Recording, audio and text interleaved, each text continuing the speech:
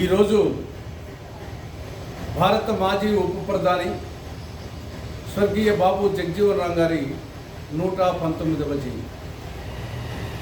బాబు జగజీవన్ రామ్ గారు భారత రాజకీయాలలో ఒక విలక్షణమైన విశిష్టమైన రాజకీయ నాయకుడు.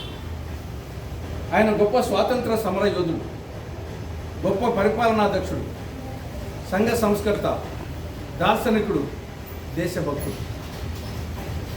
మహాత్మా గాంధీ పిలుపు మేరకు క్విట్ ఇండియా ఉద్యమంలో పాల్గొని దేశమాత కోసం జైలు జీవితాన్ని గడిపిన భారత స్వాతంత్ర సమర యోధుడు బాబు జగజీవన్.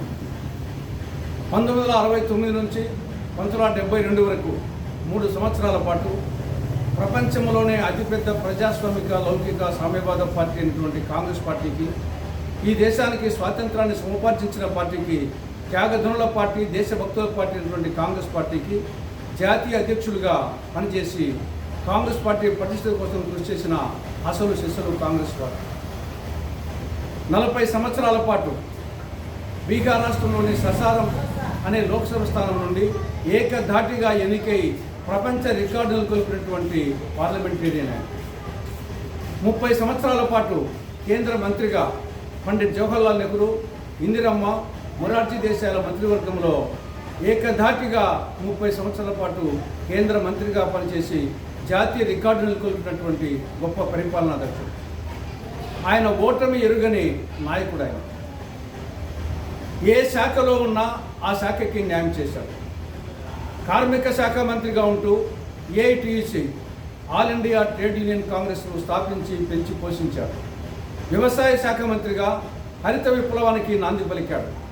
కేంద్ర రక్షణ శాఖ మంత్రిగా భారత్ పాకిస్తాన్ యుద్ధంలో భారతదేశాన్ని విజయ పథాన్ని నడిపించినటువంటి విజయ సారథి ఆయన.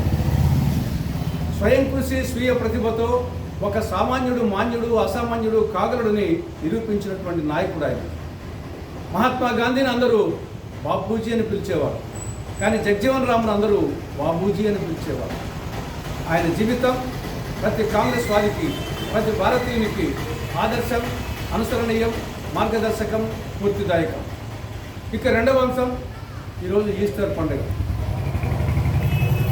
ఈస్టర్ పండుగ సందర్భంగా క్రైస్తవ సోదరులకు ప్రతి ఒక్కరికి శుభాకాంక్షలు తెలియజేస్తున్నారు. శాంతి స్వరూపుడు, దయాసాగరుడు, ప్రేమసాగరుడు, కరుణామయుడు, సేవాతత్పరుడైనటువంటి యేసుక్రీస్తు పునరుత్థానము చెందినటువంటి రోజు ఈరోజు.